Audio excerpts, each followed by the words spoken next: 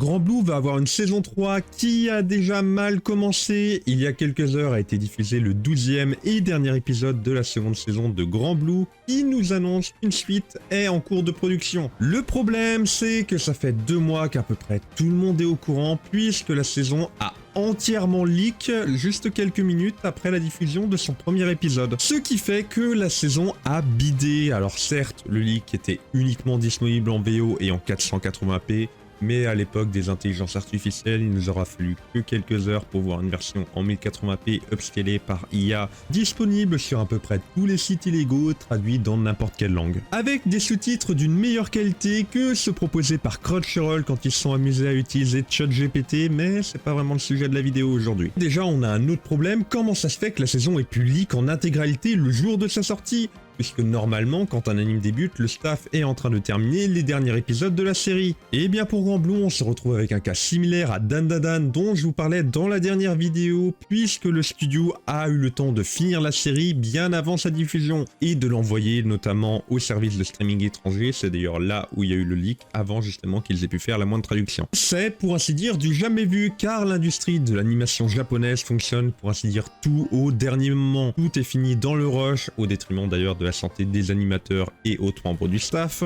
pour sortir la série dans la meilleure qualité possible durant le temps imparti pour assurer sa diffusion à la télé, et dans tous les cas tout sera corrigé a posteriori pour la sortie Blu-ray. Sauf que pour Grand Blue, le staff a eu le temps de travailler correctement et a même eu de l'avance, d'où l'annonce de la saison 3, ce qui a fait que la série a globalement été très bien reçue par le public. Mais là où je vous disais qu'elle a bidé, c'est au niveau des plateformes et autres ayants droit qui ont assuré la diffusion légale, puisqu'une grande partie des fans n'ont pas attendu la sortie légale pour visionner la série en intégralité, ce qui est d'ailleurs un peu terrible vu qu'elle a mis 8 ans à arriver quand même cette saison 2. Ce qui pose énormément de problèmes au comité de production, les personnes qui financent et dirigent le projet, où il y a notamment les entreprises qui fabriquent du merch. Forcément, quand tout le monde regarde les épisodes en une journée, il n'y a pas encore les figurines ou autres produits dérivés qui sont prêts dans les rayons, ce qui fait que quand ils sortent, les gens sont passés à autre chose. Le souci, c'est que le merch, c'est l'une des principales sources de revenus pour une production d'un anime. Surtout à l'international, puisque les plateformes de streaming achètent les licences à un prix dérisoire par rapport à leur coût de production, et le seul moyen pour les entreprises japonaises de rentabiliser la popularité à l'étranger, c'est via le merch. Notamment avec les importations. Autant vous dire que pour certaines entreprises, ces 2 derniers mois ont été une chasse à la sorcière pour savoir qui avait fait fuiter la précieuse série.